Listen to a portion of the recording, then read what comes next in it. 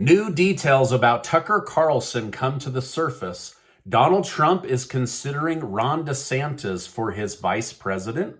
Volodymyr Zelenkyy of Ukraine asks Xi Jinping of China to step in and help his country find peace, while NATO says, "You keep on fighting, we're getting ready to send you the next round of weapons."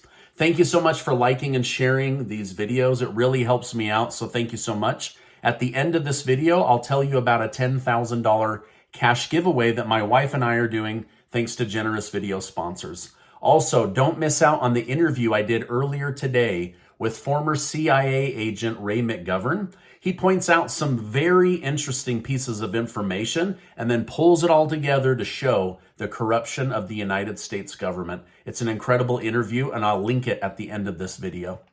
New information regarding the sudden termination of Tucker Carlson from Fox News are beginning to surface. The Wall Street Journal has reported that text messages that were obtained because of the related lawsuit to Dominion voting systems showed that Tucker Carlson badmouthed Fox News senior executives and ultimately led to his dismissal. While other texts showed that he was angry at Trump, Carlson stated that these were a momentary spasm of anger, but his dislike for the executives was deep and enduring. So they probably didn't want to have him around with a sour attitude, so they cut him out.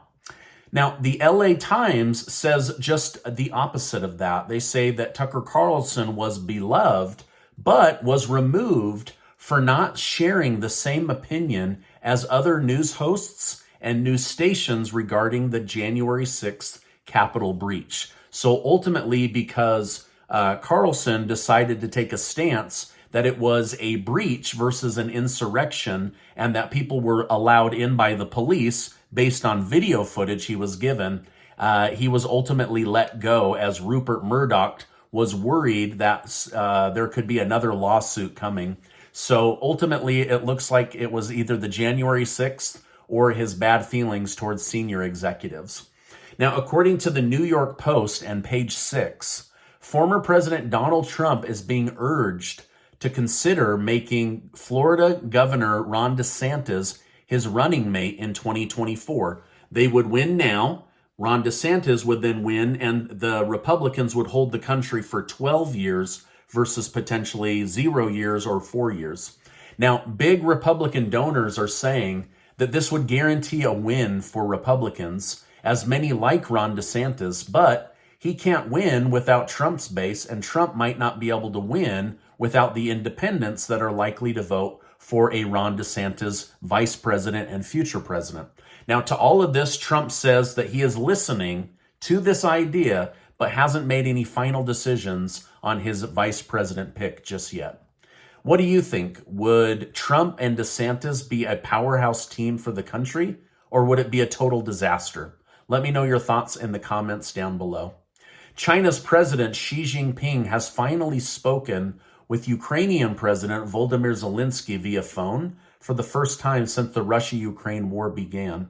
According to Zelenkyy, it was a long and meaningful phone call, and Zelenkyy is the one that requested the call between the two countries.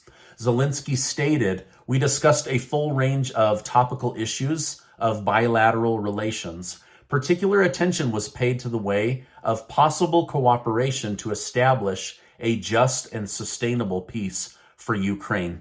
Now, it's not clear if NATO gave their blessing for Zelenkyy to request this phone call.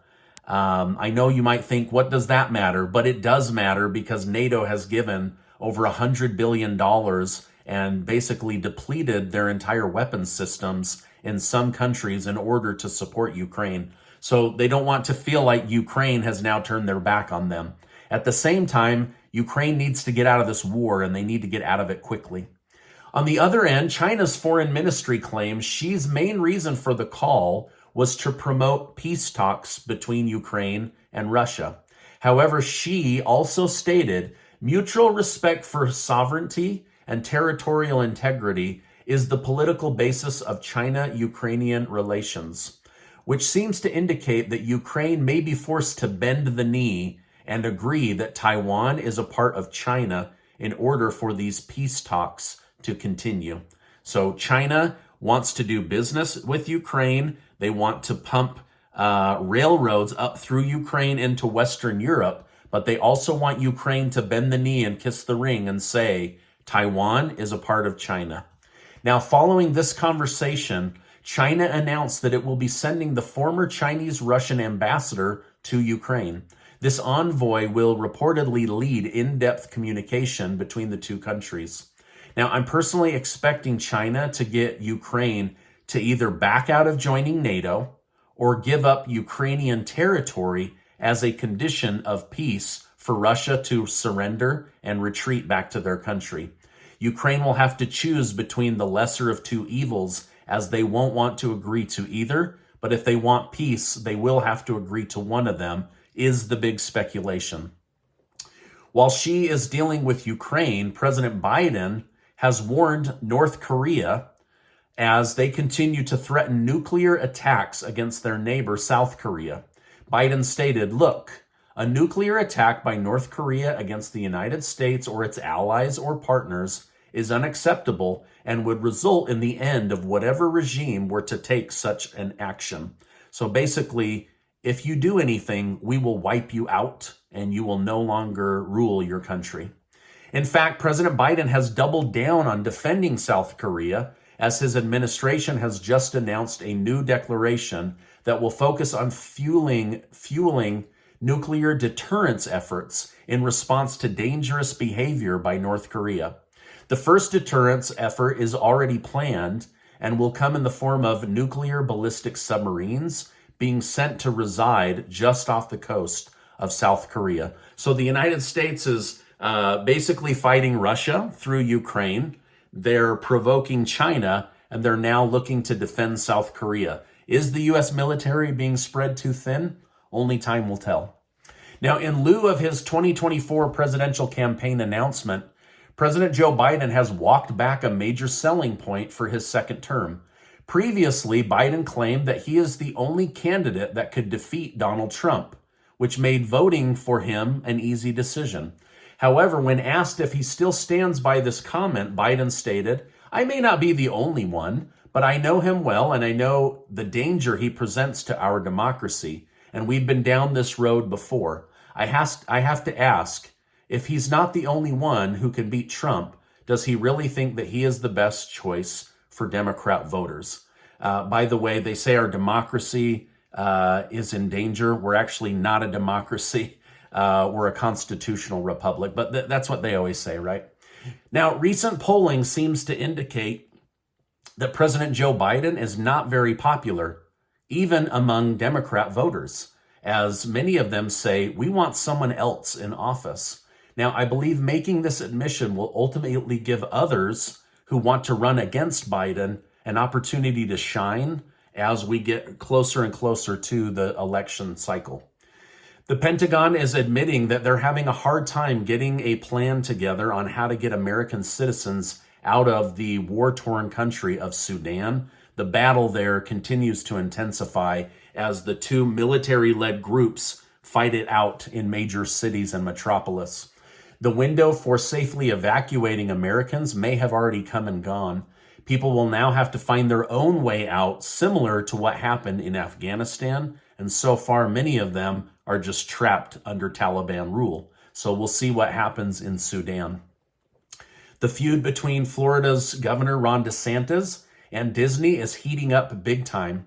After DeSantis revoked their self-governing status, Disney has sued DeSantis for waging a targeted campaign of government retaliation. Despite the lawsuit, a spokesman for DeSantis stated, "We are unaware of any legal right that a company has to operate its own government or maintain special privileges not held by any other business in the state." So basically, Disney doesn't have the right to self-govern because no other business had the right to self-govern, according to the DeSantis administration. The stock market was green today, with most major indexes being up, but just barely up. Gold was barely up, silver was barely up, and Bitcoin was up about 2%. So it seems everyone was just a little bit up today.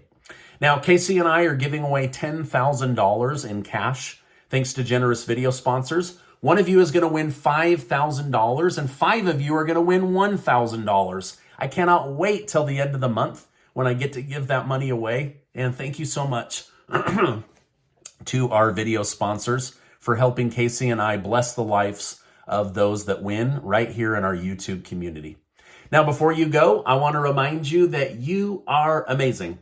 I really, really believe that, and I hope you do too.